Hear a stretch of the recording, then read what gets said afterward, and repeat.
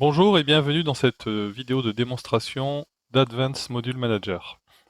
Advanced Module Manager a été créé pour remplacer le gestionnaire de modules de PrestaShop qui a perdu pas mal de fonctionnalités depuis la version 1.7, notamment la possibilité de faire des favoris. Avec Advanced Module Manager, vous allez retrouver toutes les fonctionnalités perdues au fil du temps, plus d'autres très pratiques qui vont vous permettre de gagner énormément de temps quand vous allez gérer les modules de votre site. On va commencer par les basiques. Tout d'abord, l'affichage permet de visualiser les modules sous forme de liste, comme on le voit ici, de tableaux ou de grilles sur X colonnes. L'affichage en tableau, qui est le plus pratique, permet de visualiser d'un coup d'œil les modules de votre site et pour chaque module, de voir s'il est activé ou pas, quelle est sa version, quelle est la date de la dernière opération effectuée sur le module, donc mise à jour, installation, etc.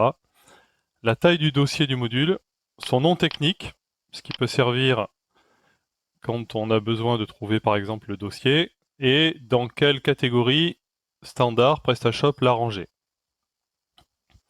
Au niveau de chaque ligne, vous avez également toute une série d'icônes qui vous permettent de travailler sur le module. L'engrenage va ouvrir la configuration du module dans un nouvel onglet. Le picto suivant sert à activer ou désactiver le module. Le picto suivant sert à ajouter le module dans un groupe ou à créer un raccourci vers ce module. Par exemple, si je veux créer un raccourci vers le module Jolly Search dans la barre de raccourci en haut, je vais cliquer sur ce bouton. Je peux nommer mon raccourci ou pas. Là, en l'occurrence, je ne veux pas le nommer, donc je vais dire que je ne veux pas de libellé et je vais créer mon raccourci. Et maintenant, un raccourci vers Jolly Search apparaît dans ma barre de raccourcis.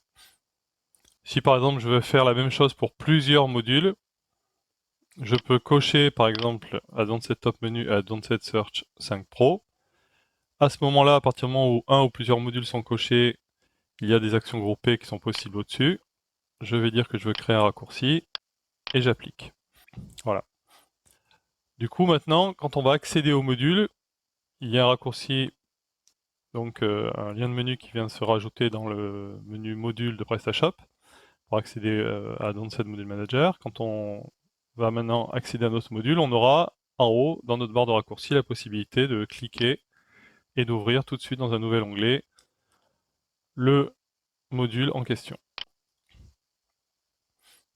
Donc un gain de temps très important pour accéder aux modules avec lesquels vous travaillez très régulièrement, puisque vous n'aurez plus besoin à chaque fois de faire une recherche. Au niveau des pictos, je continue, on a la possibilité de voir l'historique du module. Donc dans cet historique, on a les installations, les désinstallations, les mises à jour, les réinitialisations, et on sait qui a fait la modification. Donc l'avantage, c'est que ça permet de suivre tout ce qui se passe pour vos modules. On a aussi la possibilité de vérifier pour un module s'il a mis en place des surcharges ou des overrides. Et tout ça peut être vérifié en une seule passe pour tous les modules avec le bouton vérifier les surcharges qui se trouve là-haut. On a aussi la possibilité en un clic de voir les hooks du module. Donc si par exemple on prend Jolly Search et qu'on clique sur le bouton, cela ouvre un nouvel onglet. Et dans ce nouvel onglet, on va voir que Jolly Search est greffé sur ces positions. Donc ça permet d'avoir un gain de temps assez important puisque on n'est pas obligé de passer par le menu apparence, position et de faire une recherche. On a aussi un onglet pour trouver le module sur la marketplace, ce qui peut être pas mal si on a besoin soit de travailler sur sa licence, soit d'écrire au support. Donc là par exemple je clique, il y a une recherche qui est lancée sur la marketplace et ça nous trouve donc la fiche de Jolly Search. Et enfin, on a un bouton pour réinitialiser le module, un bouton pour désinstaller le module et un bouton pour le désinstaller et le supprimer. Et toutes ces dernières opérations sont disponibles dans les actions groupées. Donc dans les actions groupées, on peut activer, désactiver, mettre à jour, installer, désinstaller, supprimer, créer un raccourci, on l'a déjà vu, et ajouter à un groupe. Alors les groupes, qu'est-ce que c'est? Eh bien c'est la possibilité de faire des groupes personnalisés. Alors, imaginons par exemple qu'on veut faire un groupe dédié à la navigation et au filtrage, on va prendre nos deux modules préférés, Advanced Top Menu et Advanced Search 5 Pro, on les sélectionne, on dit qu'on veut les ajouter à un groupe, on crée un nouveau groupe, on va par exemple appeler donc du coup navigation et filtrage, on lui choisit un icône, bon par exemple celui-là, hop, voilà, ça ajoute les modules au groupe, ça crée le groupe et ça ajoute les modules au groupe.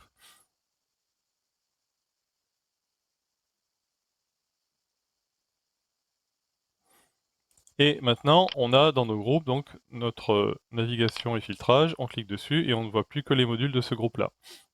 Au niveau de la possibilité de filtrer la liste, on a aussi la possibilité de filtrer sur le statut, activer, désactiver, non installé, mise à jour disponible, module surchargé. Alors bien sûr, pour ces deux derniers choix, mise à jour disponible et module surchargé, il faut avoir analysé les mises à jour, vérifier les mises à jour ou vérifier les surcharges. Et on peut aussi filtrer sur les activités. Est-ce qu'il y a eu une activité sur le module, c'est-à-dire une installation, une mise à jour dans les 24 heures, 7 jours, 30 jours, 90 jours ou 180 jours. Par exemple, là, si je prends les dernières 24 heures, je vois qu'il y a eu des mises à jour sur Advanced Category, Advanced Module Manager, Jolly Search, Advanced Top Menu et Advanced Search 5 Pro. Donc automatiquement, quand on demande à filtrer sur une activité récente, cela ouvre l'historique pour qu'on puisse voir ce qui s'est passé.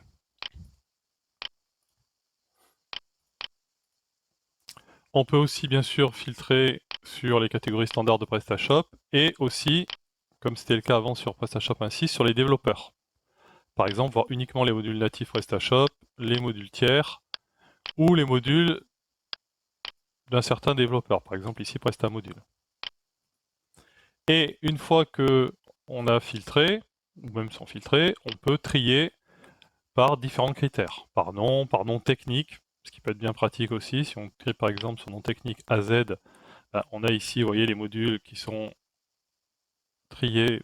Donc par exemple en premier AMP Jolly Search, bloc réassurance, bloc wishlist, etc. Donc ça peut être pas mal quand on veut retrouver un module par son nom technique. On peut aussi, dans la recherche par nom, taper uniquement le nom technique. Donc par exemple, si je tape bloc, on n'a que les modules dont le nom technique, vous voyez, contient bloc. Bloc réassurant, bloc wishlist. On peut également trier par dernière modification, version, taille du dossier ou mise à jour disponible. Ensuite, au niveau des vérifications, si par exemple on demande à vérifier les mises à jour, le module va aller contacter la marketplace et vérifier s'il y a des mises à jour pour les modules installés. Et les nouvelles versions s'affichent ici. Si on veut mettre à jour plusieurs modules en une seule manipulation, on peut le faire. Je peux par exemple dire que je veux prendre ces 4 modules et les mettre à jour. Je les sélectionne. Je demande la mise à jour. Alors bien sûr, attention, pour que la mise à jour fonctionne, il faut que le module Marketplace in your back office, donc MBO, soit installé et activé. Et pour pouvoir mettre à jour les modules tiers, il faut que PrestaShop Accounts soit également en plus installé et configuré, donc que vous soyez connecté à votre compte Marketplace. Donc là, j'ai effectué la mise à jour en une passe en cliquant sur Appliquer. Donc ça va mettre à jour chaque module. Et une fois que chaque module est mis à jour, on va avoir un compte rendu et cela va actualiser la liste derrière. Bon, les mises à jour sont parfois un petit peu longues, ça dépend de la vitesse du disque. Et c'est aussi dû au fait qu'on est obligé de respecter le process standard PrestaShop qui est un petit peu long. Ça, on n'a pas le choix si on ne veut pas avoir ensuite des problèmes de cache ou des problèmes de version.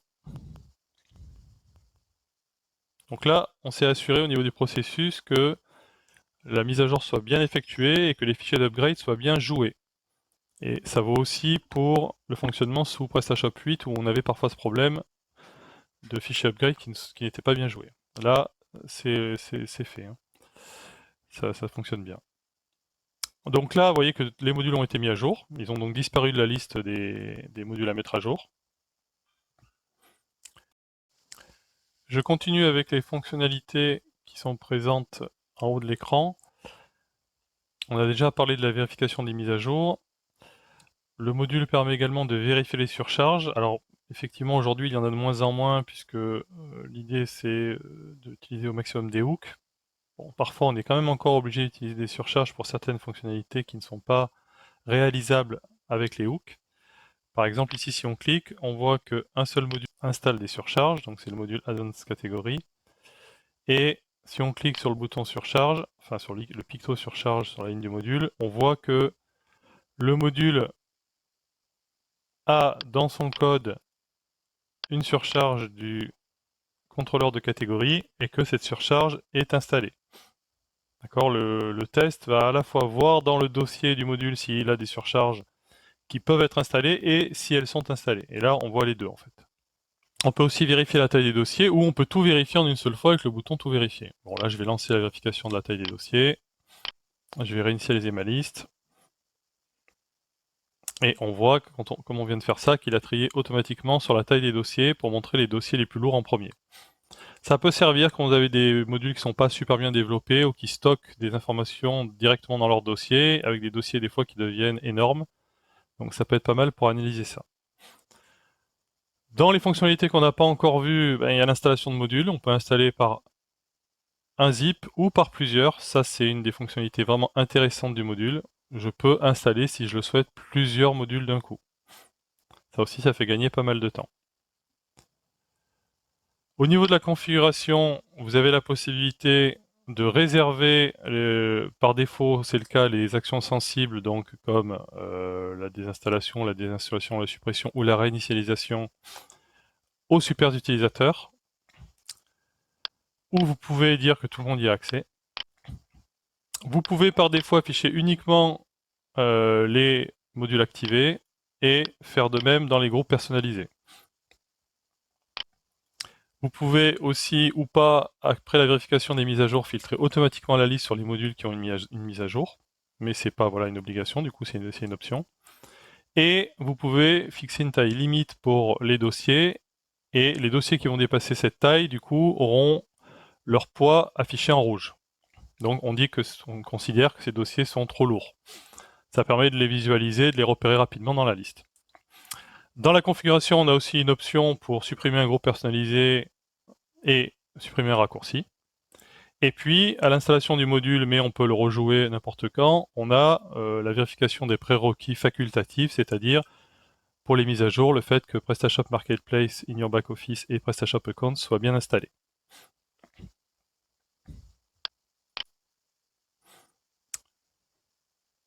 Au niveau des raccourcis, on peut toujours aussi effacer ou supprimer un raccourci en faisant un clic dessus avec CTRL. Voilà pour cette première vidéo de démonstration d'Advanced Module Manager. N'hésitez pas à nous contacter si vous avez des retours ou que vous repérez un bug. Nous sommes ouverts à toute suggestion pour améliorer également le module. À bientôt, merci.